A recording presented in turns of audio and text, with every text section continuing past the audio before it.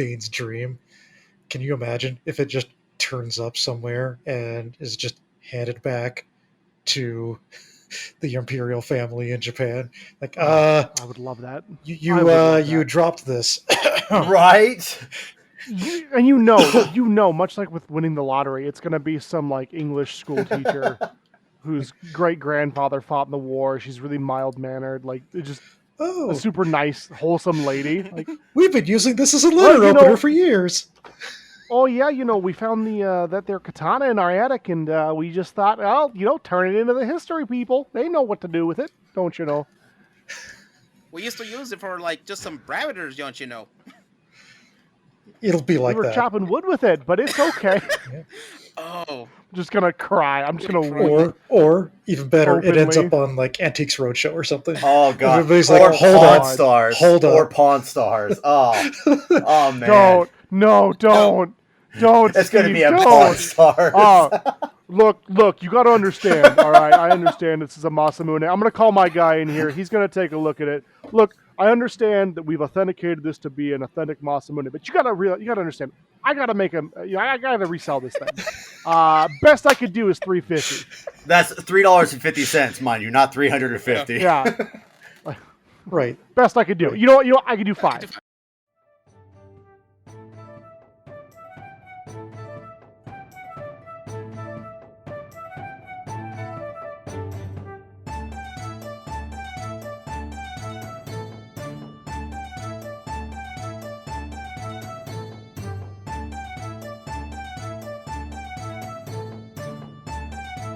just as a reminder, this is a spoiler-heavy podcast. The notes for what series will be popping up are in the description. Also, sorry in advance if we are mispronouncing our Japanese.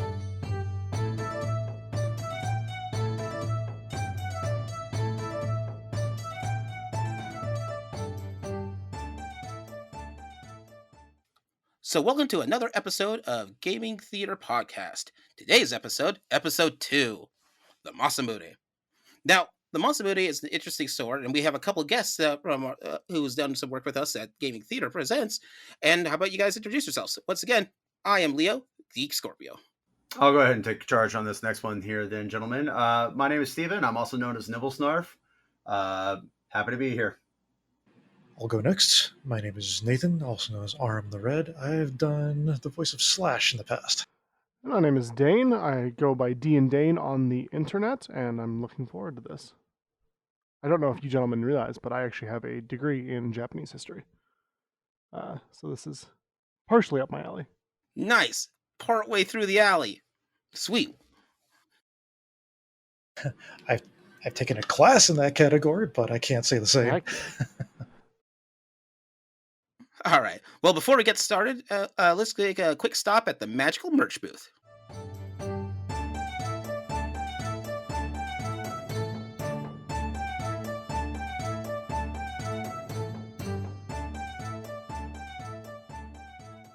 All right, here we are at the magical merch booth, and it's all its glory. It's really only managed by one bard, and so it's just don't talk to the bard too much. He only knows 2 songs, the theme to this show, and Wonderwall. But anyway, looks like he's got a couple of snacks and a pamphlet for yourself, Dade. Why don't you tell people about that? Yeah. So, like I said before, I am D&Daine on the internet, twitch.tv/D&Daine. I am a charity streamer and all-around big nerd. I do a number of different charity drives, one of them being for Extra Life, which I know we will learn about more in subsequent podcasts. So if you like Extra Life or you like that sort of gaming charity, come back and listen to us. We have another episode planned, I think, kind of based around that. But if I'm not mistaken, Leo. No, that should be released somewhere. November. Come back and listen in for November. the Additionally, of Dice and Dens, they're a D&D podcast. You can find pretty much everywhere that we will be in terms of podcasting. They do a benefit drive for Simply Cats, which is a nonprofit no-kill cat shelter. And that should be coming up TBD. We don't have exact dates, but it should be in the summer sometime. So if you like helping out kitties, definitely give Dice and Dens, a D&D podcast, a listen. Sometimes it's shortened to ODND. They're pretty great folks. And yeah, if you'd like, come check me out on twitch.tv/D&Daine. All right, great. All right, I'm just gonna keep this pamphlet aside, and it looks like the lines are moving. Come on, guys, let's take back to the show.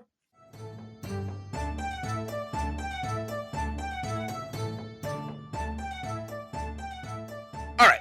So with this, we did for Gaming Theater Presents, we did an episode on the Masamune Sword, and so this was actually our first legendary artifact with an artifact episode. If you haven't seen it yet, I'll put the link into the description for that.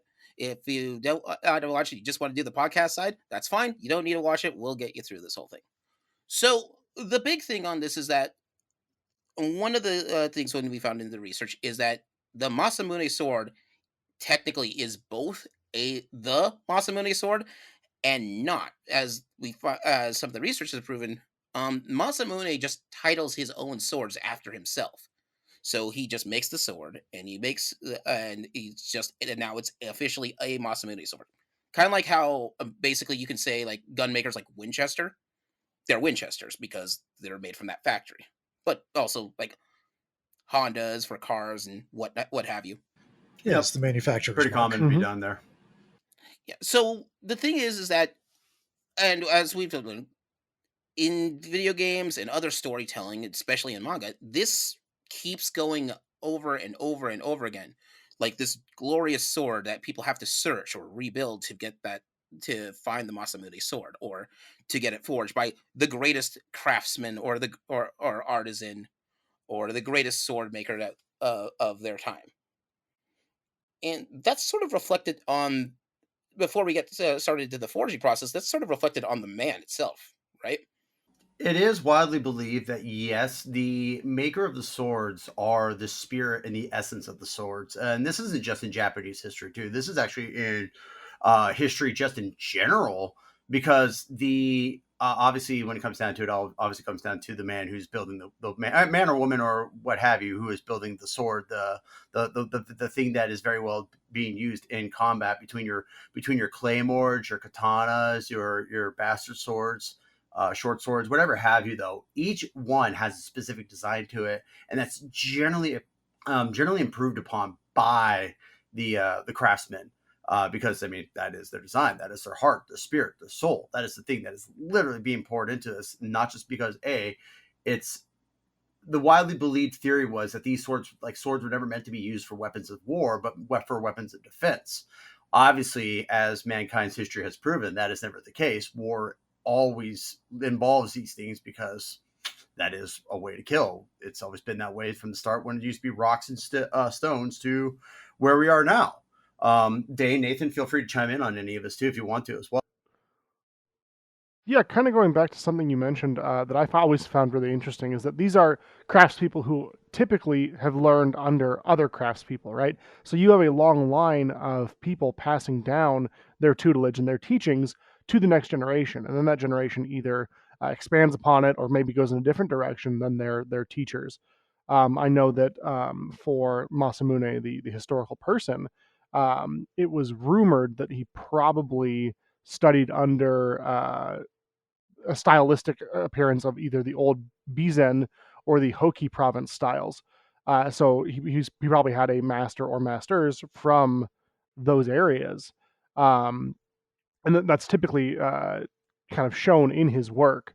And then we know that, or I guess I shouldn't say that we know, but we believe that he had a great number of swordsmiths underneath him. The number kind of varies here and there, 10, I've heard 15, but they're kind of known as like the disciples or great disciples of Masamune. So I think it's really fascinating to see. Well, I don't know if Masamune was quote unquote the best sword maker in all of Japanese history or even in all of sword making history. I would certainly put forth that he's definitely one of the most well known from Japan, and it's neat to see that his students carried that forward even after him.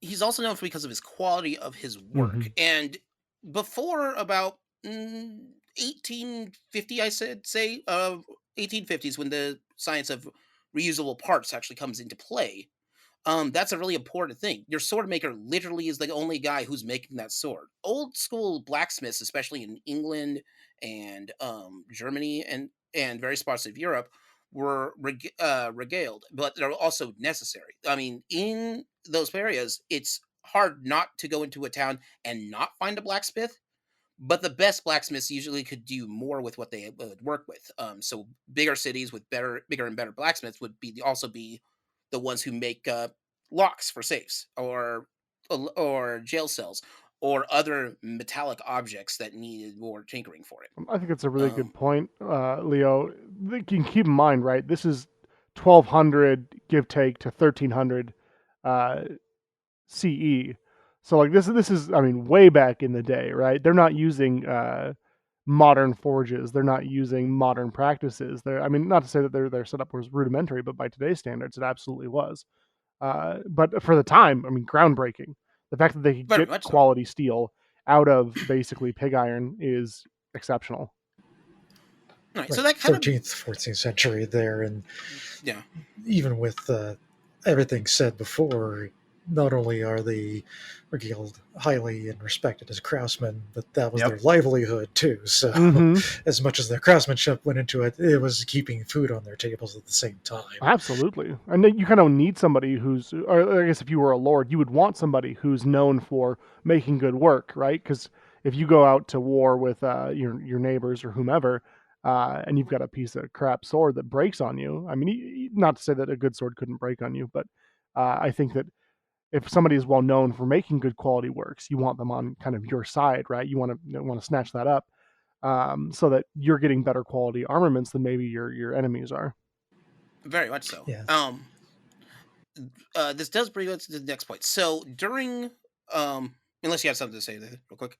Oh no, go ahead, please. All right. So during his time, it would be perfectly fine for an artisan to sort of craft his weaponry and craft his tools to be works of art. And that's how Masamune saw it. He saw his swords not as weapons of destruction, but as a work of art. Now, that would be fine as long as war weren't declared. However, war were declared. The big giant war during his time frame was the invasion of the Mongol army into the territories of Japan. And when you're doing something like that, you kind of have to work with what you got. This is sort of where the issue of steel becomes an issue. We in the West, we understand steel sort of from things like RPGs and stories and books and TV shows and movies. As a person goes into a mine, picks up steel, picks up iron, comes back, and they forge it into a sword, right, or a knife. When you're talking about those mass numbers, that becomes a problem. So swords have the unique ability of being a lot of versatility, but they require a lot of training. This is also how in the future, from why bows and arrows get phased out for guns, because it takes less time to teach someone to use a gun than it does to get them to use a bow properly. Now, for Japan, a lot of their weaponry and skill is in melee combat. Melee combat. So rather than have everyone work on he would love to have everyone have a sword, but they would go with spears. And this has to deal with Masamune and how iron it works. See, in Europe, iron can be found in swamps, um, and in different areas, and it's fairly the natural iron in the European areas is fairly decent quality. In Japan, though, the iron quality that's there isn't nearly as good, so you spend more time refining it. And what people forget is steel used to be a piece of jewelry because it was so hard to make at the time. Right, you've got a chunk of crude iron that's full of impurities, and you're trying to turn it into something that someone would be proud to wear or show off their wealth. I was going to say, because kind of chiming in on that one too, you're talking about like how the refining process of it was steel. You're absolutely right. Because like back in the day, I mean, the modern days of technology, people don't understand that everything in today's day and age is so much easier to do in comparison to what was had to be done back in the day. So for swords back in the day too, you couldn't just, you know, build a sword entirely out of steel. Because the thing about it is that you could bring the steel to a very high temperature to get rid of the impurities, But you also have to keep in mind that when you're bringing it to this said high temperature, you're also running the risk of causing the steel to brittle. So when you're talking about that sort of thing, you're also going to have to factor in like it's not just steel that you're working with. You're also working in with other soft and hard metals that you have to add on as layers to help keeping just that piece of steel from breaking. So yeah, I mean, it's like when you bring that up, it is actually very interesting because that's a pretty good segue for that little tidbit of knowledge to come into play. Where yeah, making a sword took a lot more than just like hammering and heating. It also required you having to fold and add additional layers onto it to make it to where it wouldn't break. So, in order for steel to be purified, they have to go through a rigorous process, and this keeps happening until roughly about um pretty just maybe around the late 1800s, early 1900s. A process of steel making called the Bessemer process gets created, and what the Bessemer process does is it injects um blasts of hot air to purify the iron that's in there, and it's such a fast process that and the way it kind of works is interesting because it will use the heat from the forge to purify the metal that's already in the forge. um so when you use that process, it speeds up your process to get really high quality steel, and really with making it a cheaper process to process. And the reason why that's important is because that's how in the 20s we had things like skyscrapers and other lar- uh automobiles and other larger effects, because you need that kind of steel to work with once you get to the certain engineering level. The ratio is, what is it? It's for every 1,000 tons of steel to make, it is 20,000 tons of iron that has to be processed back Kind of like making maple syrup. Yeah, very much so. I would say that that's a good point to be made because you'd end up the same thing with the sword makers, is that they would get tons and tons of crude iron, but not as many weapons would necessarily get turned out in quantities, in higher quantities. However, the sorts you would get from typical smiths, including Masamune, although fewer in number, were higher in quality. And given the process that had been coming around into more common knowledge, that Masamune himself, I think, had some sort of intricate know how or intuition about, perhaps on some unnatural talent, you could say, that he seemed to understand the molecular composition of the metals he was working with more innately, rather than actually have a direct understanding of it, and seemed to have a particular talent with manipulating it. And to that end, being able to make use of the impurities that would still be in the metals to make sure that the resulting blade was not only appropriately brittle, but also pliable, so that it wouldn't necessarily shatter and snap. But yeah, to Dave's point, this is an apprenticeship, and so they have to learn from who they had before and make certain changes as they go. Um, and if they do it just right, you have someone who can just make, or something that's just regarded as the best. And Masamune is the guy for that. Now this is where things get kind of muddy. Masamune may be the guy with the best sword, but very few. It was a piece of pride and honor to have a Masamune blade in your equipment. And but it takes so long for him to personally make these that most people had knives, or basically a type of tanto, like a short sword for that. Um, and And there was a point where some people, because of how exclusive it was to have a Masamune sword, they would find a way to break the sword in half, and now they have two knives from Masamune. That's just You cheating. see, two. Also a shame. I'm sure that Masamune was not pleased about that.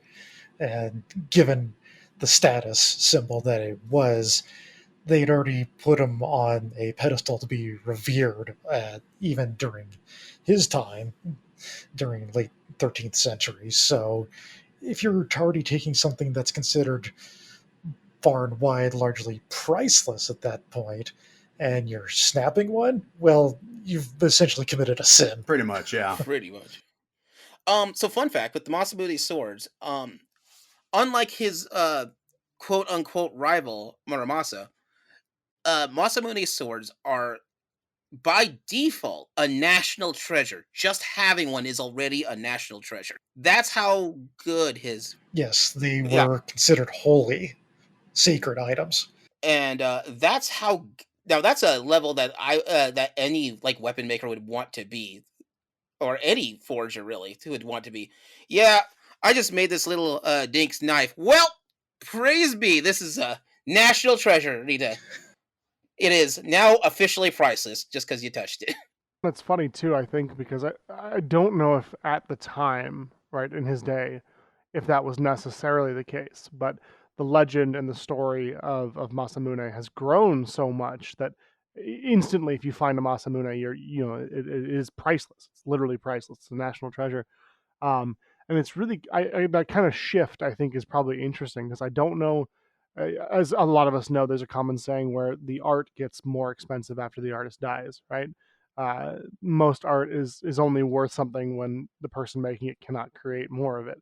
So I do wonder. I don't know, but it would be interesting to see if that was the case here, right? If they're like, oh yeah, Masamune does great work, super good stuff, love the guy, super cool, and then he dies, like, oh no, this is the best national treasure, let's go. Just You know? immediate upgrade due to limited edition. Yeah, yeah, right. Like, oh, I got the last one he ever made. What's up? Another thing that I think is kind of interesting just to keep in mind historically is that this is taking place during the Kamakura period. So this is kind of before the rise of, or kind of before slash during the rise of samurai. This is kind of when the samurai emerged, the warrior castes Right. established, and feudalism is really kind of started here in Japan during this time period.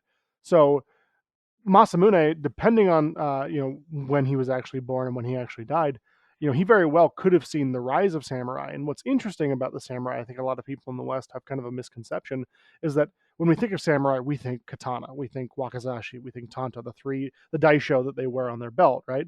And that is accurate, Oh yeah. but it's more accurate later in the historical timeline.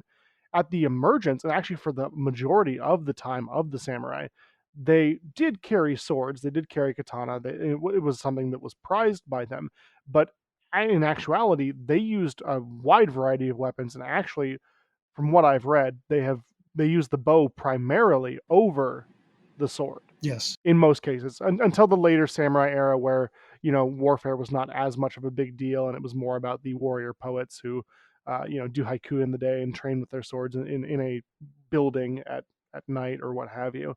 um, so I think it's interesting that, like, by all accounts, right, Masamune may have seen the rise of the samurai, or he may have come into his tendency at the as the samurai were emerging. But even then, swords were considered important, but they weren't the go-to default weapon of war at that time. As you mentioned, Leo, spears were very big for like your peasant infantry. Uh, Bows were used a lot by samurai and other people. So I find it interesting that like this person is well known for making swords, and the sword is kind of there's a equivalence that a lot of people put that, oh, the sword of the samurai is their soul, right? And I don't know if that's necessarily true, but it's a romantic thing that we do hear about. So I think it's fascinating that this person is known for making Yep. swords. He is prized for his swords, and his swords are now national treasures.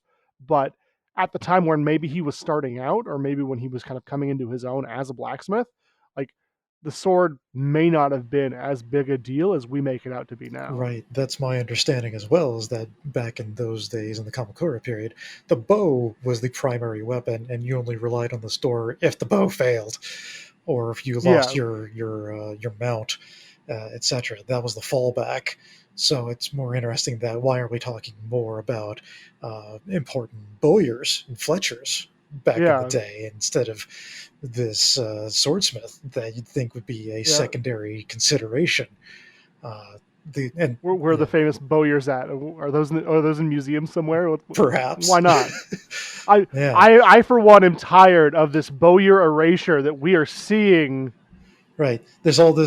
all this extra culture around Kudo, or the archery practice and so Mhm. forth and all that, but that seems to be sort of now a sideline past the Kamakura period, and Mhm. the Mhm. Well, and if you think about it too, and if you look at it, oh, sorry, Nathan, I didn't mean to cut you off there. Go ahead and finish up what you're thinking. Sure. The other primary thing is that the katana wasn't the primary weapon that you'd be relying on in that period. It'd be the Mhm. tachi, which is the more common longsword. Maybe even an odachi, which if you Yes. look a picture of those are Mhm. ridiculous. Well, and those type of swords were based off of the like when you talk about the Odachi is actually based off another design, which was a European like sword, which was purely designed for one thing and one thing only: bringing down horses. Because that type of a sword, and the Odachi was no different in that terms. The whole premise behind that was, of course, you got a guy who's mounted, because mounted combat was still very much a thing back in that day, and mounted bows, mounted long range battles. A lot. If you ever actually look at it, like depending on what history war has happened for mankind, you'll always see that up until war became modernized, where guns were the more big thing and whatnot, but it's still a long range killing device. It's always been like what you said, Nathan, what you said, Dane, what you said, Leo, is that it's been bows, it's been spears, it's been horse combat. It has always been that way. Swords were nothing more than just a short range thing and last ditch effort to stay alive That's and that sort of thing. probably. Oh, sorry, And Steve. katanas, oh sorry. Oh, I was gonna say katanas are really are no different in this in that aspect of it. But yeah, I feel like if you ever look at the history of mankind when it came to war, that has always been the thing. Bows were not just used for hunting, while that was their primary purpose. They were, once again, like all things that mankind does, adapted into something that was for combat. Sorry, that's all right. Thank you. So what I was going to say is that I think that the common thread with the switched in primary weapons is probably due to what we were discussing earlier, was the development of better processes for refining iron into steel. The previous weapons from an earlier era were probably more unreliable, which is why you didn't want to fall back on them in the first place, because you didn't know if it was going to snap on you at a crucial time when it could be life or death for you at that moment. So, given the changes that happened around somewhat close to Masamune's time, and how he ended up actually changing the initial designs of common weapons and forming more of what the shape and design of the common katana that came into greater parlance going forward, then they became a lot more commonplace, as they were a lot more reliable to use as a weapon for defense. So this will bring me to an interesting note that, because I just thought about it. So Masamune is famous for doing swords. Then you have sort of romanticized through the West katanas. Katanas won't come big into play until Masamune's rival Muramasu. I think is that Muramasa. how you pronounce it? Masa. Muramasa. Muramasa. Yeah. So Muramasa, his the rival sword maker, because Muramasa's big thing a is making katanas. You would That's the big weapon that you would use at that time. Now, because of anybody who understands sort of how you make weaponry in defense, your three biggest issues are going to be supply, skill, and um, the access to the supply, the skill required to use it, and the reliability of those weaponry. You'll see that constantly. So, like one of the bigger names in Japanese history is uh, the sort of the Ronin Musashi. Musashi is famously, even though he comes way after both of these guys, so he's after Masamune and after katanas are a thing. Musashi's main weapon of choice is boken, a wooden sword. Again, because steel is so difficult to make, that it was more effective for him to just use two wooden swords than it was to use a metal weapon. And his skill level was so well that it Oh, and worked. just to kind of clarify, just to make sure I'm doing my due diligence, like Miyamoto Musashi Yeah. very much so had swords. He had live steel Oh blades. yeah. We have historical precedent. I mean, as far as we know, stating that he did. Though he was known for using different tactics and sort of interesting styles that did not always use a metal weapon. So as you may have as you kind of tuned into, Leo, one of his most famous fights, he cut an oar into a katana and showed up on an island with this wooden sword made out of a boat oar, and allegedly defeated his opponent with that as well. Oh yeah, where he cut the guy, which is cool because they like give you a scene from that, like in almost every samurai anime or every Mm-hmm. any samurai movie with it. That two guys running up, jumps in the air, one cuts the other, someone just bleeds from the side, the other one falls dead. I mean, as a quick aside, kind of going along with that, can you imagine how insulting it must be? You're the samurai. You've agreed to a duel. It's going to be on this area that this upstart samurai has challenged you to. He shows up late, doesn't show up on time, and when he gets there, he doesn't draw his sword. He draws a wooden sword that he's carved on the ride over. Like, he's not taking it seriously. Musashi is a whole nother thing that we could totally get into at another time, I know, but We will later, but I yeah. just his practices and his unwillingness to fight on the same level that everyone else had kind of agreed was accepted, right? He didn't hold himself to rules. He didn't hold himself to the same standards that a lot of other samurai did. He thought they were stuffy and ridiculous, and so that I cannot even imagine. Like, it's like showing up to pistols at dawn, right? And the other guy's got a pop gun. He's shooting corks at you, but he wins. Yeah. And he still wins. Like, that's the best part. He still wins. So it's like, at that point, do you really chide the guy who just kicked your ass? I'm sorry, your butt? I mean, he killed you, so no.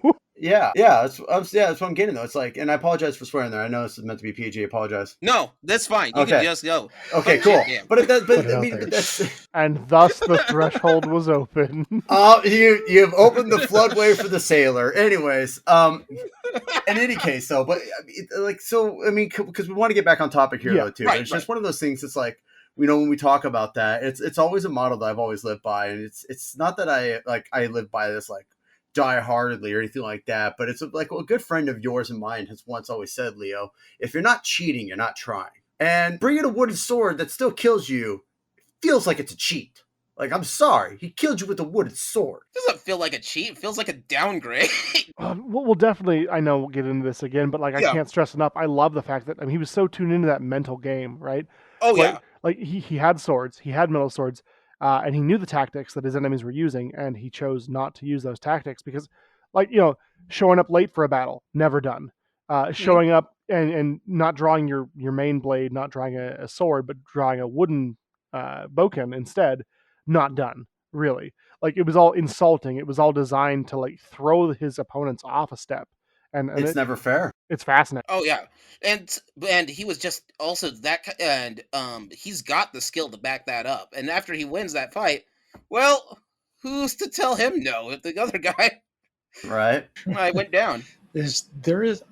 I did hear mention at some point that I was reading that some of that story may have been largely apocryphal, always. but I think it may have been largely a commentary against tradition and giving rise to changes or accepting new ways, which might have been the intention prior to him ever writing Book of Five Rings and all that. Mhm. Oh yeah, there's it's definitely apocryphal. Steve, do you know the story of Masamune and Muramasa? It depends on which version of the story we're talking about. There's a lot of legends about those two, but if you're talking about the one where they both challenged each other to a duel, and I'm going to go ahead and put the disclaimer out there. The story is purely that. It's nothing more than a story. It's nothing more than a legend, nothing more than a myth. Because apocryphal. Again, apocryphal. Because if you also look at the time that both of them were alive, there was a 200-year gap between the two. So, Muramasa, no way in hell could have challenged fucking Masamune to a duel because of the fact that, it's like Masamune was dead, like way dead at this point. But unless you got a time machine. But getting back.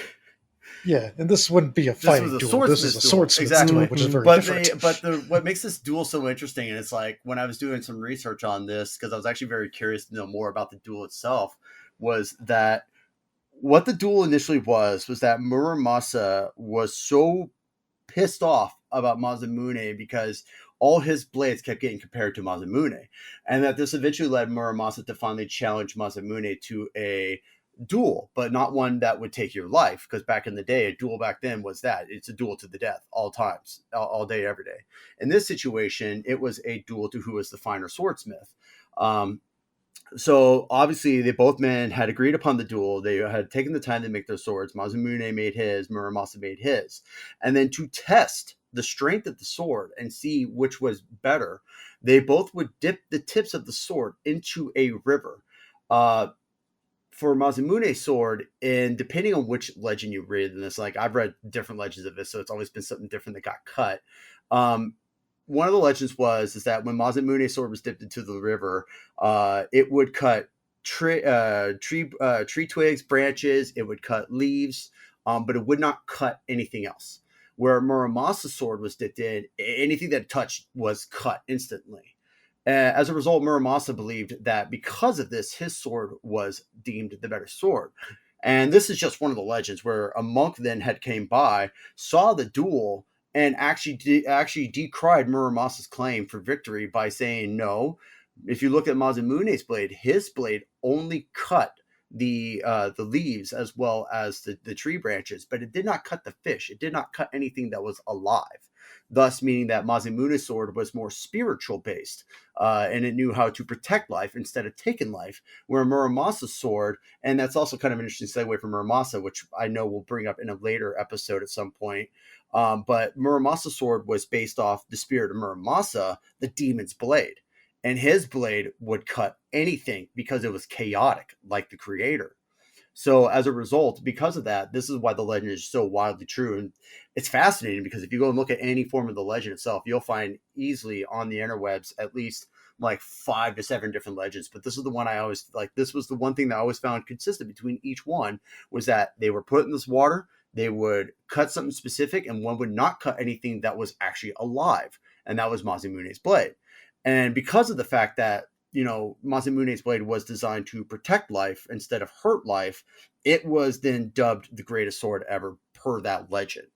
So, and again, like I said, this is all, of course, just like legend story and whatnot. There's no way that this could have really happened, but it is a fascinating read. So, yeah, that just did kind of want to chime that little bit in there. I appreciate you giving me that chance to do that. Nathan, Dane, you guys got anything you want to weigh in on that? I do have to say, it must be unfortunate to be Muramasa. Like, so anytime you've got two people who are excellent at what they do, right? There's obviously going to be a comparison. We see it all the time here, where it's like, oh, no one's the great like Michael Jordan was the great, like Mhm. Kobe, Shaq, whatever. Michael Jordan all the way. He got the 3-peat, all of his accomplishments. Yeah. So it doesn't really matter, like for us old folk who grew up with the people before. Anyone who comes after is going to be automatically seen in doubt as, oh well, yeah, Muramasa's good, but he's no Masamune. I mean, come on, right? Um, and that's gotta suck, right? Like, and because of this like folk legend, and I don't know if it came about after his time. Maybe hopefully he was dead. That's what I would prefer if it were me. But how shitty must it be to be like, hey, you're good, Muramasa, but I mean, you're never gonna be a Masamune. I'm just throwing it out there, bro. Sorry. And then like to have the reputation of being like the bloodthirsty swordsmith whose blades drink the blood of the innocent and cuts everything and causes their user to go into a frenzied rage. Like, that sucks. This guy's over here just like, I just wanted to make swords. And it's like, no, you make evil swords or, whatever. And obviously I'm being a little bit ridiculous about it, but I do find that aspect kind of fascinating, that like we know very little more or less about Muramasa. There is some knowledge that we do have historically, but like in terms of what people think about when you hear the word Muramasa, you think of his bloodthirsty blades, not this guy who just probably wanted to make swords and do a good job at it. Yep, and that's why they got dubbed the Demon's Blade, essentially, because it was based off, and it's like what you guys brought up earlier and what I said too. Like the livelihood. Nathan made a great point about this. Like the livelihood of the craftsman is on the line when it comes to this. And for Muramasa, this was obviously his livelihood. He built swords, he built blades, he built anything like that. But then to be continuously compared to a man who has long since passed 200 years before you were born, and whatnot. Yeah, I would imagine that's gotta be a right kick in the dick just to make one mad, straight up. So I mean, yeah. Nathan, you got something you want to add into that? Yeah, and just a little bit more to that is this apocryphal legend. It probably came around the time that Muramasa had been alive. I don't know the timing exactly historically of when this appeared, but it's like you looking back at. I've got it up in front of me, like the supposed quote from the monk that had witnessed the whole thing. He's saying, "The first of the swords may, by all accounts, be a fine sword. However, it is a bloodthirsty, evil blade, as it doesn't discriminate as who or what it will cut. It may just as well be cutting down butterflies as severing heads." Yep. That second one was by far the finer of the two, as it doesn't needlessly cut that which is innocent and undeserving. And therefore, Masamune is dubbed a holy weapon and therefore a holy smith. And Muramasa gets shit on. Yeah, pretty much, Yeah. and that's exactly it. That was part of the legend because it's like I said, there are many different versions of the legend, but the three things that kept coming up were those three things I mentioned: the sword, the river, the monk, and how it got displayed in each one. Yeah, because that's what Nathan just said. It's exactly it, and that's exactly how I believe one of the legends was too. Was that it got decried because it's a demonic blade. To sit there and just cut anything that it touches is very demonic in its own right. Where you have another blade, the Masamune, which preserves life. I mean, it can still take life, but it preserves life. Yeah, and just to add insult to injury, like some versions, like after the duel, like before removing the blades, they'd say things like, "Oh yeah," and after they went past Masamune's blade and sliced, they fused back together. Like the leaves would fuse back together, things like that. Yep. Yeah. Absurd in its own finest right. But hey, that's what legends are great for. But let's love that salt in there just a little bit more. Right. One thing I do want to clarify, just for my own edification, something I said wasn't 100% correct. I did kind of downplay Muramasa's importance historically, and I just wanted to say, like, there is historical document that he did have a relationship with the Tokugawa shogunate, which is huge, which is the shogunate, really. They're the ones who ruled for 250 plus years of relative peace after Japan was unified. So I just wanted to make sure that I clarified that, like, Muramasa did stuff. He did some great, amazing things, and his swords are revered, but they're no Masamune. I know. Exactly. I just wanted to make sure I was doing my due diligence. You know how it is. Also, and here's the thing: if you were a part of the shogunate, you would actually probably prefer Muramasa for the tactical advantage versus Masamune, because Masamune's big thing is making a sword, but he takes forever if he would make a sword on that. Whereas Muramasa, the shogunate and the Tokugawa shogunate at the time, is it Tokugawa that he works for? Yeah, it was Ieyasu specific. Ieyasu. Well, first Ieyasu, and then he had a couple that'd of be other, during his time. Tokugawa. Yeah. So here's why one of the reasons why katanas are so well known, because Muramasa makes them specifically for the entirety of the shogunate and their clans and their families. So everyone there is equipped with a katana, and technologically speaking, a katana is a really well-made sword at that time, especially in Japan. Yeah, especially in Japan. And it would add a little touch of intimidation, because if it's known that, oh, such and such officer has a Masamune, has a Muramasa, then that's going to add like a little bit more oomph to their status in terms of, oh, you don't want to mess with them because you don't know what'll happen.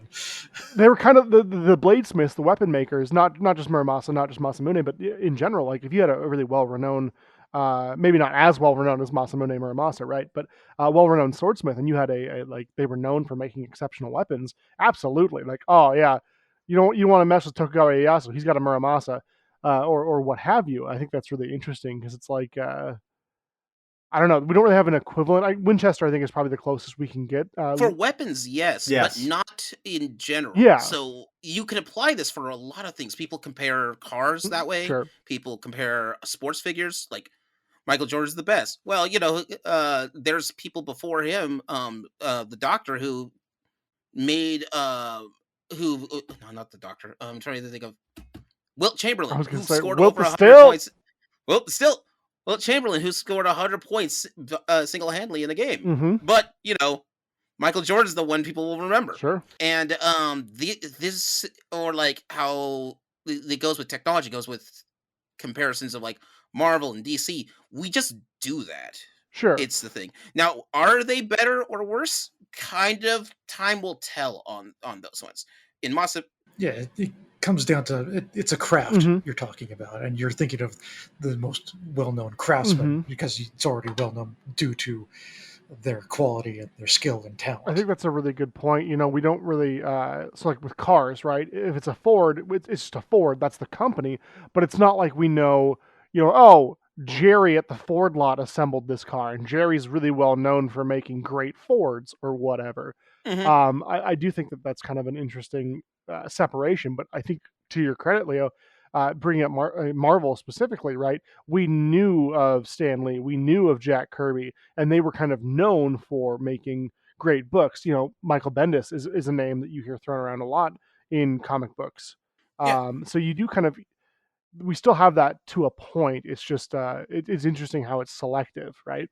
right. Like Michael J. Straczynski is known for having some of the best, some of the better stories in there. Mm-hmm. And but then you can't. But Stan Lee is always known for making all these characters. But Mm-hmm. you compare them writing for writing. Stan Lee is kind of just corny, but that's his style, Yeah. and it's fun. Um, but that's sort of the thing with it. Alan Moore gets a lot of credit too, but Mm-hmm. they're stylistic, and not everyone's going to want that style. So back to Masamune and Muramasa. Sure. If I was a shogunate, I would go with Muramasa because I will always get a good quality katana and pretty timely fashion for it.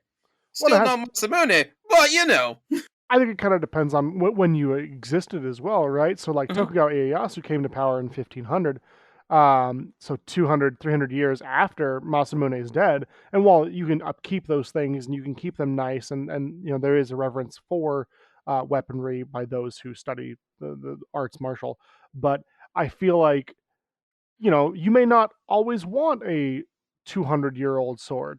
Mhm. Like you want to have it, you want to claim it, you want to keep it nice, but like I don't know that I would. So if you handed me today a 200-year-old gun and like, hey, do you want this one or do you want a modern one? I'd probably take, like, I want the old one, but not to use, right? I No, want the old one to keep preserved to enjoy it historically.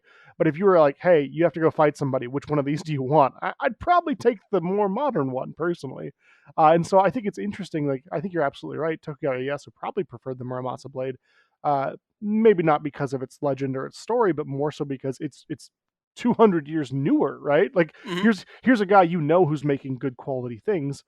You've seen his work, you know his work, and it's not already old and been used. Like, yeah, if your ancestors passed you down a blade, obviously there's something to that. But if you had to go pick one up from the store, right, you're probably going to go with the Muramasa at that time. I do find it a little bit interesting as well that historically speaking, now that I'm remembering, the Tokugawa shogunate had some tragedy with Muramasa blades. Oh yeah. There's some things that like went down with that, and yet still they were like, nah, like that was pretty messed up, but this guy does good work. If you had a Masamune, you'd be protected from monsters and stuff. Yeah. Well, and it's kind of fascinating that you bring that up, though, about the Tokugawa, though, as well as the Muramasa and the Masamune blade. Uh, you would find, though, that we talk about how the Tokugawa would have preferred the Muramasa blade, but there was, I believe, a point in time, though, where the symbol of the Tokugawa shogunate was if I remember correctly, it was the Honjo Masamune, which was the sword that was used by Honjo, and I'm probably going to butcher his last name, but Honjo Shiganaga, which he led his troops into the Battle of Kawa Nakajima in Hmm. 1561, which was during that Tokugawa era. Yeah, and so at that point in time, I believe that was Honjo Shigen. Honjo Shigen Naga. I apologize, I'm butchering the name here. But if you look at the legend of that one, though, that's a pretty interesting story itself, though, too. He used a Masamune blade. He ended up fighting another general of similar rank, Hmm. obviously, because it's another general, uh, whose sword cleaved Shigenaga's helmet in half. However, it didn't kill the general. Shiganaga instead got the killing blow and took the sword.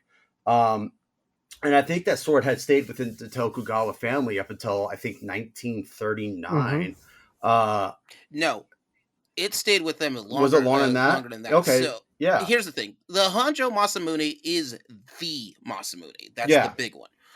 Because the Honjo Masamune, as Steve was saying, is that's General Honjo Shikanaga's sword that he got from Masamune. He used in the duel, he won, and that sword gets transferred to the shogunate. When the shogunate passes, goes away and gets retaken back from the emperor. I think that happens in 1718. It's during the Restoration period. I believe The major yeah, restoration. somewhere the around major that time. Yeah. the sword gets transferred from the shogunate and then moves on to the emperor. The emperor keeps the sword until 1945 when the after until 1945 when they turned the sword over to the United States during the when the United States took over the finished World War II. One of the rules was that they had to remove all their weapons. One of the things is that they Mm-hmm. included swords on there. It's mostly symbolic. There's not like no one has. The only time you will use a sword is so rare it's not even funny. Especially once you get into modern combat, unless you are that. There's an old saying which is if you are too close enough to a sword is better or a knife is better for you, Mm-hmm. you are too close. Um, so, but they took the sword. Now, what happens to the sword after that, and this is the great crazy thing, someone signs off on the sword. They were going to take the swords and melt them into a Buddhist, into I believe it's a Buddhist shrine.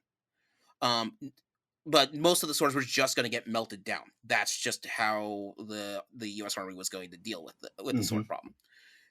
When they did that, though, this sword, the Honjo Masamune, was taken away by a person that's signed off as Sergeant Coldy Bymore, which historians have figured that's a fake name.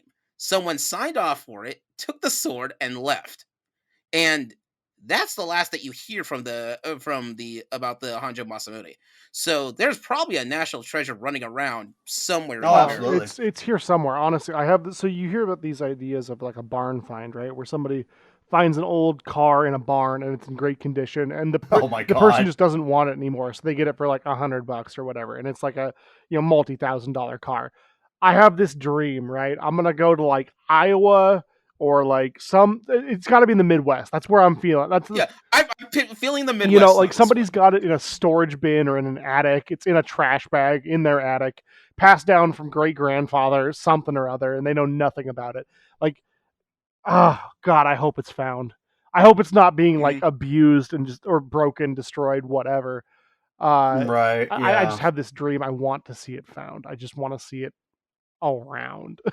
Oh, it You know, would. I I'd be I do find it back. funny because, like, speaking about the reverence of the Masamune swords and that sort of thing, like, you're absolutely right, Steve. You brought up that Shikanaga used it, but what I find also kind of funny is that he sold the sword after he used it. Like, he sold a Masamune that we now think of as like priceless. He sold it to Hideyoshi Toyotomi's nephew, I think. Someone in I think Hideyoshi's army. so. Yeah. I mean, just can you imagine? Like, I mean, obviously, like he needed the money or whatever, but like to us today, that's just like you. I'm sorry, you did what? What? But What? like, yeah, if you were there, like next to him, like, are you right in the head? Yeah, like, and who knows? Maybe the amount he got for it was a really good deal. I don't know what the going price for a Masamune was back then. Um, but I do find it funny that like he sells it and then it's passed down to like a bunch of different people to where it eventually ends up with Tokugawa Ieyasu. Right. Like it filtered up to the top. It eventually falls back into the Well, yeah, Tokugawa's because like hands, so, essentially. just to give you a brief, like really brief primer. So Hideyoshi Toyotomi is the second of the three great unifiers. Oda Nobunaga is the first one. Toyotomi Hideyoshi is the second one, and then Tokugawa Ieyasu is eventually the one. There's this saying, and it's said a couple of different ways, but Oda Nobunaga prepared the cake, Hideyoshi Toyotomi baked the cake, and Tokugawa Ieyasu ate the cake. That's kind of how the unifier. So Oda started this whole thing. He was like, "I'm gonna conquer all of Japan," and then he's murdered by one of his associates. And Toyotomi Hideyoshi was one of his vassals. Was like, "Screw that guy! I'm gonna kill him, and then I'm gonna unify Japan." And that goes okay. He does a pretty good job of it. And then eventually it falls to the Tokugawa shogunate, and they finish the job, as it were. But I find it funny that like this mystical blade, this Honjo Masamune that is here potentially in the States somewhere. It's somewhere in the world, maybe, if it still exists, was used by a guy, sold it. It ends up in the hand of a shogun, and then ends up in the hand of the shogun. You know? Yeah, not just any shogun, the shogun. Because there have been a lot in Japan's history, but I would say Tokugawa Ieyasu, for all of his faults and stuff, is kind of the most well-known. For sure. Yeah. But so, like, if you're wondering how reverence these were, there is like several of these that are special. Now, there is one. It's not the Honjo Masamune, but there is one in the United States. There's a Masamune Sword in the Harry S. Truman Presidential Library and Museum. It was gifted to, I think, Woodrow Wilson. And Are you speaking about the Shimatsu? It doesn't have a formal name for that one, though. It's just a, I think it's not the Shimatsu. It might be, actually. But it is in the gift and placed into a museum, and it's just been sitting there this entire time for it.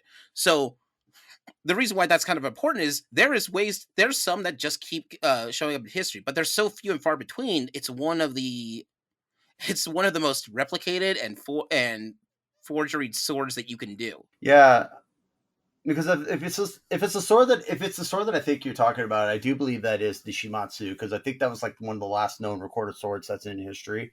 And if I recall, you are right, it did show up in Truman's hands after Japan had surrendered, and then it ended up in the Truman Library up until I think it was 1978, where it had been rumored it got stolen.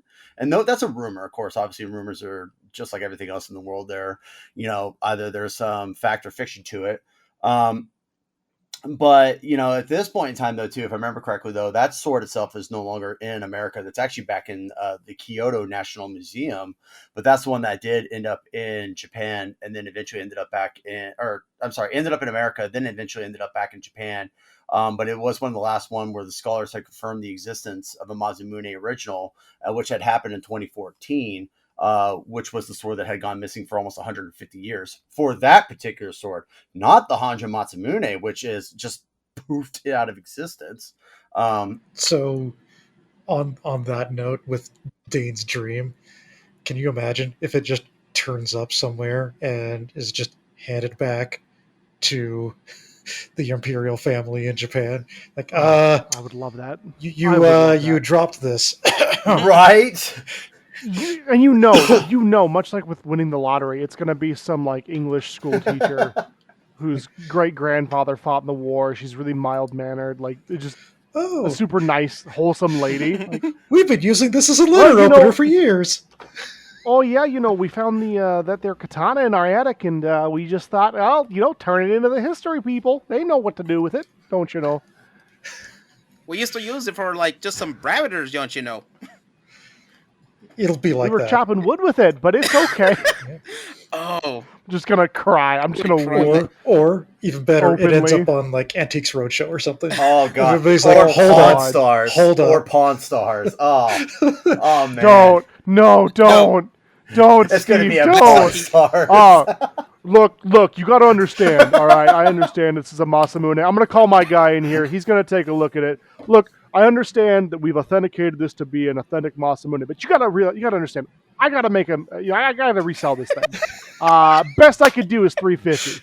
That's $3.50, mind you, not $350. Yeah. Right. Best I could do. You know what? I could do $5. I could do $5. Right. And then turn around and sell it back to the government for millions. Right. Personally, if I had that sword, though, I would not. I would just freely. All I'd want is a trip to Japan with some of my friendos and say, "Yeah, buddy," and a photo of me with a thumb sticking up, going, "Yeah, buddy." Like, do I get to see the three treasures of the Imperial family at the same time? Come on. I want you all to know I don't wish ill on the people on Pawn Stars, but if they find the Honjo Masamune, I may have to declare war. I don't know if there's any way around it. Like, I'm going on crusade to get that fucking I'll sword. sadly probably join you. It's like one of those things, like it's one of my bugaboos. I just gotta I'm do always it. up for a good fight. Lock and load. Let's go. Yeah, I'm always up for a good fight, but I'll just be honest with you. I think I'm just going to bring my camera along and record this shit show going down. Yeah, fair. That's fair. Watch me fight Rick in the parking lot. Jesus Christ. Come on. You got it. Get in the van. He's probably like way stronger than I am. If you look at the guy, it looks like he freaking lifts, man. Yeah. You just watch me get my shit done. Kind of. I know one of y'all mentioned the three great treasures, and I know that this is kind of an aside from Masamune, and I know I keep doing this. That's fine. It's I'm fine. going to do this anyway because this is my time. I'm holding the conch. It's my turn to talk. Whoa! As long as you don't take us out, man. All hell the conch. Yeah. As long as you don't, as long as none of you are secretly holding the Honjo Masamune, we're good. But no, I do find it interesting that like we don't know the validity of the three sacred treasures of Japan. There's some weirdness around specifically the sword. When the capital fell, they put I think the then emperor on a boat with the sword. Maybe it was a monk. My memory is a little bit failing me, but they put the national treasure sword on a boat, and the boat sank. And then miraculously, a couple of weeks later, it washed up on shore. Now, one of two things happened there, right? One, they got real lucky and that sword washed up on shore. Or two, that national treasure sword, not the Honjo Masamune, but the national treasure sword of Japan, was lost forever. And they were like, no, it wasn't. It's right here. Don't worry about it. Stop asking And questions. I find that really interesting because they don't let anyone see it. And I understand why, because it's a priceless artifact if it is real. But if it's not real, like I want to if I have a time machine that lets me go invisible, I just want to know, is the sword in that box real, or is there nothing in that just box? Watch the swap or is and just it a go fake sword? Oh. Yeah. Like I can't be trusted with a time machine that lets me go back to time and like walk around because I will steal things. I will steal so many things, and I'm not even apologetic about it. I'm just gonna take like not even like important things. I'm not gonna steal like the Declaration of Independence, but I'm gonna grab like somebody's favorite sandals and like it's gonna change that history. guy. I can't be trusted. You I'm absolutely could that be guy. that villain that's like showing your hall full of priceless artifacts and be like, yeah, you know that they're showing that on TV? Fake. Real one's right here. Yeah. The Honjo Masamune that they found? No, I have the real one. Believe it or not, Pawn Star's attic. I don't know. Craziest thing. But no, I like that's one of the greatest things of history, of Japanese history specifically, is I want to know what's in that box and if there's a sword in that box. Because I don't know if there is. To be honest, like they don't open it anymore. The only people who see it, I think, is the Emperor. Whenever they crown a new one, which they just did recently. But I want to know what's in that box, and if there's a sword in that box, I want to know, is that sword real? And I'll never know. I'll never know. But that's one of those like historical weirdness things that I'm like, I don't know, man. Right. Could be anything. It's not like, There could be anything. It could even be a boat. It could be a boat. Right. You know how much we've wanted one of those. How'd they get it in there? Sorry. As a quick aside, I find swords and that sort of thing fascinating. Oh, it's amazing. But it's not like the crown jewels where we know they exist because they're on display. They just never take them out unless But like even so, like, are the crown jewels real? No. Do we know that? It's an awfully elaborate work for when these crown jewels were made. Right. Just like with the sword, they're never going to let anybody that's like an expert examine it because they'll be able to tell. Like how funny would it be, you know, some real Lupin shit, like stole the crown jewels, 400, 600, 1200 years ago, and the Royal Family is like, fuck, okay, well, these are the crown jewels. Like, but milady, they were stolen. No, these are the crown jewels. I insist. Okay. Yeah, right. The queen has everyone murdered. She knows the You've seen too much. Like, Loose lips sink ships. Yeah, you gotta go. Yeah, like I mean, I want to believe that they're real, but like with how crazy the art theft world is and that sort of thing, like it would not at all surprise me if, much like that missing, potentially quote unquote missing, Japanese national treasure sword that washed up on the shore. It would not at all surprise me if the real crown jewels had been stolen by some illustrious thief. I mean, eons ago, and they just replaced it with it's good enough. And that's this is really far afield, and then I'll stop talking and let somebody else take the floor. I'll give the conch over, but Keep the conch. I want the sword. at what? Oh, that's fair. That's fair. I do find it fascinating because at what point does it matter, right? Like, if that sword in that box is a fake, or if there's no sword in the box, like, is the belief in it stronger or more worth it than the actual item existing, right? So if the crown jewels, as an example, are fake, does it matter? Because we all kind of agreed that those are the crown jewels. So, depending on your situation, no. This is it's a thing that happens every so often in history. Um, for example, like, in order to have the crown jewels, you have to be part of the royal family, for example, right? There's a period where the royal family is not in charge in English history. And when that happened, things happened so badly, they're like, all right, you're back in charge now. We'll just put you back. Don't I need sure, put this on, ceremony done, we're moving on. But it's or for that. But there's also, like, the island of Yap has a currency. This was way back when, but they had a currency system, and that currency system was with limestone chunks. You had a chunk of limestone.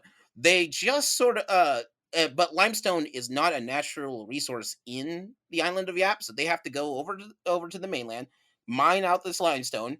This is your dollar bill.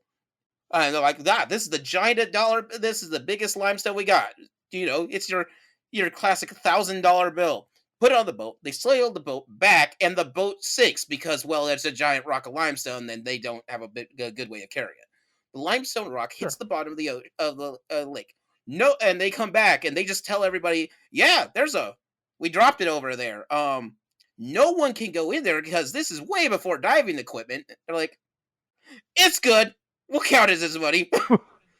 You're solid, and it's been traded back and forth constantly for over a century. They just assume, it's good. Your imaginary tender is good here. Thank you. I know all money is kind of fake when you get right down to it. Oh, right? good. Monopoly money. Yeah, I mean, that's pretty much all money, right? Sure. We just believe in it. It's all fake. Right, as long as everybody we accepts, believe that it works, and so it does. Yeah, because we all accept that XYZ item has value attached to it, and therefore that associated value is good to exchange for goods and services.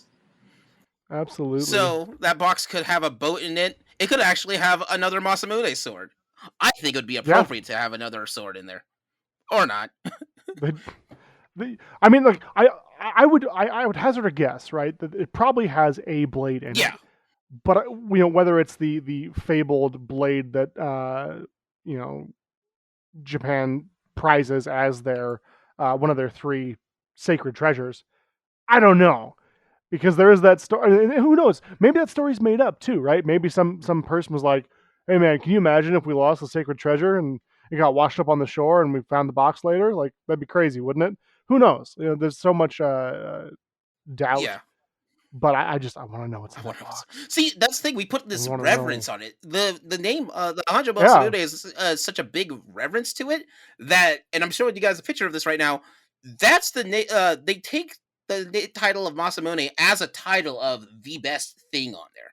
In fact, there's a cow back that's out there that apparently is the best beef ever. And this Akasashi, this cow is actually called Mr. Honjo Masamune. I love that cow, and right, I'm already on board with this. Like, I would murder for that beast. Yeah, and I'm sure the description of this guy. He has a great combination of flawless design, muscularity, and impeccable breeding. 'Tis be the finest cow. That is your Honjo Masamune cow. I hear he's the last living male descendant from the legendary cow Kaedemaru. Oh God! Kaedemaru created a genetic giant, apparently. I'm sure that this isn't the case, but I would find it very bemusing if the Honjo Masamune is found. It is, shown to be authentic. And, like, what happens if that turns out to be, like, his worst sword? You know what I mean? Like, comparatively, right? We've got the Fudo Masamune, we've got the Musashi Masamune, the Hocho Masamune, Kotagiri Masamune. Those still exist, and obviously those aren't all katanas or tachis, but A lot of them were cut short during World War II to fit that aesthetic. But I think I would be a little bit like beside myself, but also kind of amused if the Honjo Masamune just turns out to be like Masamune's worst sword. Like, it's still a Masamune, it's still great, it's still priceless, but it's like his worst one that he made. You know what I mean? Yeah, it turns out the real masterpiece is like, oh, it's this Naginata over here. Who knew it would be a spear? Yeah. But like the Honjo Masamune is okay. Yeah. He had it in the dollar bucket for samurai coming through. He's like, or just someone just sort of bugs him enough. Fine, I'll make the sword. Sleeps on it. Uh-oh, I forgot to.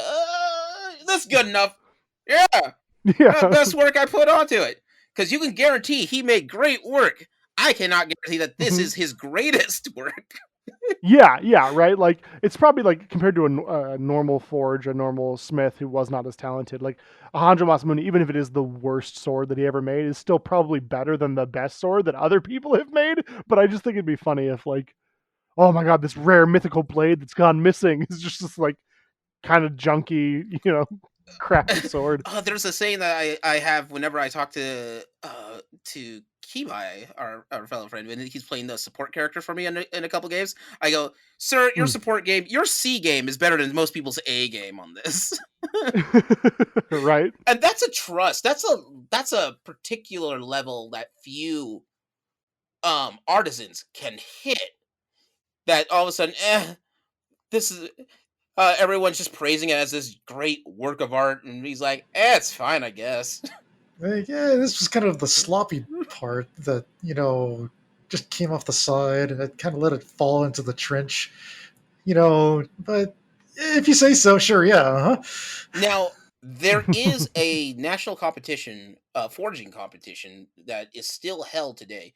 That the title of the of Masamune is given to the winner of that competition, but they have to forge it similarly to how Masamune is used. So no major manufacturing parts. No industrial advantages, all traditional. Hmm. And I think that's cool. And one of the things that they, because it has like an acid etch, and for those who don't know swords, that usually means it's a black wavy line in the center of it. That actually has to come from how it's forged and processed and folded in order to make that etching. And so that's one of the ways that you can tell if it's a Masamune sword, because they have a very particular pattern for it, which is also why it's replicated. Right, you're talking about the Hamon, which Yep. The traditional method was a liquid clay with iron powder, like powdered iron flecks in it, and that would be placed over the blade in a particular fashion. And it was a kind of a critical step for that as well, because it determined the end results of that blade. And then it would be quenched, and that would be the time at when, since the metals are cooling at different temperatures, it would end up fusing some of that iron into the side of the blade, and it would give it that particular look that you'd see, that even has specific names for different shapes that would appear in that entire wavy design. If I always find it fascinating because people will always talk about, yes, this sword was folded thousands of times to uh to its great purity. And if you know enough about old metallurgy back then, no, that's terrible. You fold it over and over again because it's so weak that you need to keep folding it over and over and over again. Yeah, you're trying to get the impurities. Right, you're improving the strength of the lattice of the metal structure, and yeah, dealing with moving the impurities around. On top of all that, um, once the blade's hamon was determined and the quenching was completed, thus all the tempering is done. Uh, if you've got a not straight blade, it's junk.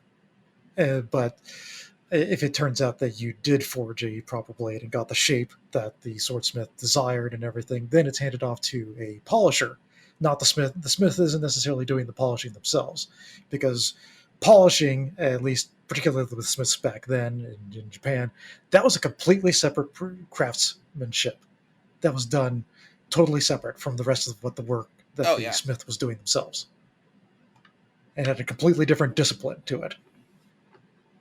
That would be that their efforts were there to bring out the spirit of the blade, as it were, and then it would come back to the smith to show the results of their This work. means you did terrible work. Go back, shine it again until I see myself in there. Probably wouldn't even show up until it was at that point if the craftsmen knew what they were doing. Because some of them would have to shine it, and it's not shine as we know it. Some of them had to use oils and very particular things to make it work on that, and that's because it has to mix with the forging process. Oh, sure, and the process involved like a multiple series of stones with a variety of coarseness to it, and it come down to like almost using like the bare skin at certain points as a polishing surface. Oh, luckily, so the only thing is, like, luckily, it's not just me and Dane and us here at Gaming Theater that would possibly fight somebody to get the Honjo Masamune. Actually, at least 50% of us will fight someone to get that sword and give it back to Japan. So we got your back on that one. Um, I'll just fight because I like the fight. True. that's a different story. We have the sword, Steve. You can just come. You know what? Let him get it out of his system. Let him Yeah, let him just work this one let out. me get it out of my system. Once it's out of my system, I'm good. Until the next time. But there's other people out there who also take up the cause and try to find family heirlooms of swords and such and return it or things for it. It's not just a thing that some people do. Some people just want to return back items to their original source, their original, um, you said, Yeah. You should. Absolutely. You should want that. yes. It belongs There's in a a All right, calm down museum. there, Indy. There's a couple people out there like Dr. Walter Ames Compton. He had a huge sword collection, but towards the end of his life, one of the things that he did was try to find what's called the provenance, the original records of where this came from. And they tracked the provenance bound back to original source, and he just started giving some of his collection back to Japan in order to just give it back. He didn't need them anymore or whatever. But I think that's kind of neat that there's other people out there, because one of the hardest things to track down is artworks, and it's easier to track down an artwork than it is to track down a sword. But if you can track it down and you can find it, there's people out there who want to return it back, so that's great. If you're out there listening and you have the Honjo Masamune sword, we don't need to know who you are. We just need you to return it. Just put it on the step with a little note and we're good, okay? No one's going to be in trouble. No questions asked. Yeah. No, is it As long as it's back on where it belongs, let's say by the end of the year, we're good. We'll sit down for dinner, and that'll be that. Now, if you just give me the scabbard of it, just the hilt, and left a note, Yeah. Then questions it's a will be asked. ransom. You're chopping off the sword's ears. Right, or fingertip Why? or whatnot. Why'd Like, you do no, this? No, oh, no, that's declaration of war at that point. All right. So with that, I think this is a good stopping point for ourselves before we go mad with plotting how to find the sword that we don't know where it is. So any kind of final thoughts for everybody? I on would this one? absolutely love to do another one as to how it relates to like video games and popular culture. I know we kind of went more historical based on this one, which I love. agree. But I agree. I think it'd be cool to like dive into our roots here, because I think I, like many people, found out about Masamune and Muramasa via popular media, so video games, books, comics, etc.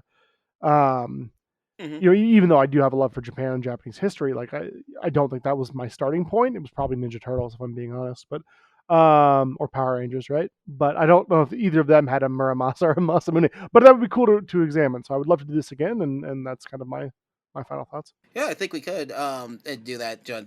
This was just more for the history of it, because my first case of the Masamune is also video game ways. It was Chrono Trigger. In fact, that's what started this whole episode in the first place. I'm like, hey, maybe other people are like me and don't know exactly what the Masamune is. But yeah, we'll examine that one we'll just do a whole episode on swords, on famous swords in video games, and just go nuts on that. I'm okay with that. I'm here for it. All right. But yeah, thanks for everybody for showing up, and this is Gaming Theater Podcast logging out. Enjoy the CXP boost. Thanks for listening. Take care. Why?